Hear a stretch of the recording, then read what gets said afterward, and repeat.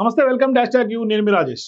ప్రస్తుత రాజకీయాల్లో ఏ పార్టీ అధికారంలోకి వచ్చినా సరే నిర్దాక్షిణ్యంగా ప్రత్యర్థి పార్టీని బలహీనపరచడం మీద, వారి పార్టీ తరఫున గెలిచినటువంటి వారు కొంత తమలో కలిపేసుకోవడం మీద పెద్ద ఎత్తున దృష్టి సారించడం అనేది సాధారణంగా ప్రాక్టీస్గా మారిందని ఖచ్చితంగా ఇప్పుడున్నటువంటి రాజకీయాలు చూసి తెలుస్తుంది. ఎందుకంటే గత ప్రభుత్వ హయాంలో కేసీఆర్ చేసినా, ఇప్పుడు రేవంత్ రెడ్డి కాంగ్రెస్ పార్టీ అధికారంలోకి వచ్చిన తర్వాత అయినా కూడా సేమ్ అదే ప్రాసెసే కొనసాగుతున్నారు. సో ఏ పార్టీ అయినా ఇదే తీర ప్రస్తుతం కొనసాగుతోంది. గతంలో కేసీఆర్ అధికారంలోకి వచ్చిన తర్వాత కూడా ఒక తడవ తెలుగుదేశాన్ని ఖాళీ చేసి ఎమ్మెల్యేలందరినీ కూడా తమ పార్టీలోకి కలిపేసుకున్నారు. రెండోసారి ఏకంగా కాంగ్రెస్ నుంచి 12 మందిని ఫిరాయింపజేసి తన పార్టీలోకి చేర్చుకున్నారు. అది ఇవాళ కొత్తగా తీసుకొచ్చినటువంటి సంస్కృతి కాదు, కేసీఆర్కి కొత్త కాదు, లేకుంటే ఇప్పుడున్నటువంటి రేవంత్కి కొత్త కాదు.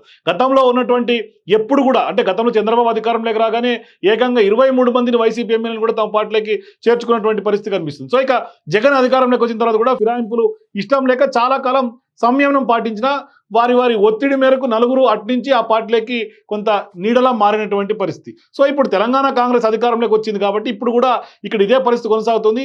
ఇప్పటిదాకా వారు ఫిరాయింపులకు తెలియలేదు, ఇప్పుడే వారు సూర్య అవుతున్నట్టుగా కూడా ఖచ్చితంగా కనిపిస్తుంది. వారు తీరు చూస్తే గులాబీ దళాన్ని కింద పైన కోసేయడం కొంత మొదలు పెట్టినట్టు కూడా తెలుస్తుంది.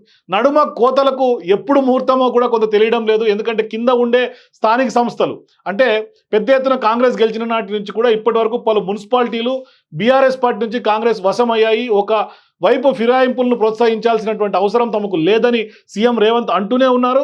అదే సమయంలో ఆయన మంత్రివర్గ సహచరులు మాత్రం పార్లమెంట్ ఎన్నికల తర్వాత బీఆర్ఎస్ పార్టీ ఖాళీ అవుతుందని జోస్యం చెప్తూ ఉన్నారు. ఇలాంటి నేపథ్యంలో కింద మున్సిపాలిటీలన్నీ కూడా అయిపోయిన తర్వాత ఇప్పుడు పైన కోతలు, అంటే బీఆర్ఎస్ పార్టీ ఎంపీలను తమ కాంగ్రెస్ పార్టీలో చేర్చుకోవడం కాంగ్రెస్ ప్రారంభించినట్టుగా తెలుస్తుంది. ఎందుకంటే తాజాగా కూడా కొంత బీఆర్ఎస్ పార్టీకి చెందినటువంటి పెద్దపల్లి ఎంపీగా ఉన్నటువంటి వెంకటేష్ నేత తాజాగా ఢిల్లీలో కాంగ్రెస్ పార్టీలో చేరినటువంటి పరిస్థితి. సో ఇక పార్లమెంట్ ఎన్నికల తర్వాత త్వరలోనే జరగబోతున్నటువంటి ఈ ఎన్నికల నేపథ్యంలో ఈ ఫిరాయింపు చాలా కీలకమైనటువంటిది అని కూడా కాంగ్రెస్ పార్టీ నేతలు చెప్తున్నారు.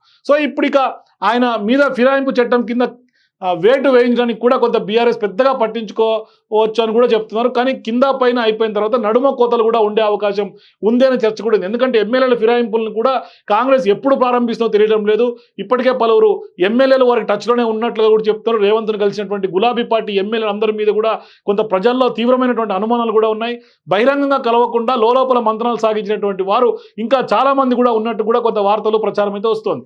మరి ఈ ఎమ్మెల్యేల కోతలు కొంత ఫిరాయింపులు పార్లమెంట్ ఎన్నికలకు ముందే ఉంటాయా లేదంటే తర్వాత ఉంటాయా అనేది ప్రధానంగా చర్చ.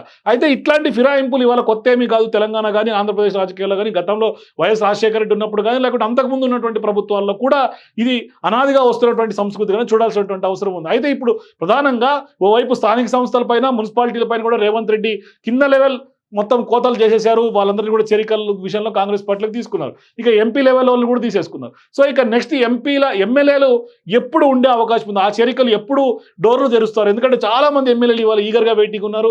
సాక్షాత్ ఎమ్మెల్యే సుధీర్ రెడ్డి ఎల్బీ నగర్ నియోజకవర్గం ఆయన కూడా చర్చ జరుపుతున్నట్టుగా వార్తలు వస్తూ ఉన్నాయి. ఇట్లా అనేక ఎమ్మెల్యేలు, తాజాగా అసెంబ్లీలో ఒక ఎమ్మెల్యే రేవంత్ రెడ్డితో 10 నిమిషాల పాటు సుదీర్ఘంగా చర్చించినట్టు కూడా కొంత వార్తలు వస్తూ ఉన్నాయి. ఆయన కొంత BRS party senior MLA, senior నేత అంటున్నారు. ఆయన ప్రభుత్వం కూలిపోతుంటే చేసినటువంటి వ్యాఖ్యలు చేసినటువంటి ఆయనే అంటున్నారు. నాకు తెలిసి కొంత కడియం శ్రీఆర్ ఏమన్నా అయి ఉండొచ్చు ఏమని చర్చ కూడా జరుగుతుంది. సో మొత్తం మీద చేరికలకు కొంత రేవంత్ రెడ్డి తెరదీస్తే ఖచ్చితంగా ఎమ్మెల్యేలు వచ్చే అవకాశం ఉంది. ఇప్పటికే ఎంపీలు, స్థానిక సంస్థ నేతలందరూ కూడా వస్తున్నారు కాబట్టి కొంత కింద మీద కోతలు ఓకే, మరి మధ్య కోతలు ఎప్పుడు అనే చర్చ ప్రధానంగా తెలంగాణ రాజకీయాలు ఉంది. మొత్తం మీద రేవంత్ రెడ్డి వ్యూహాత్మకంగా బీఆర్ఎస్ పార్టీని ఖాళీ చేయించే క్రమం కొనసాగుతూ ఉంది. For more videos please watch #.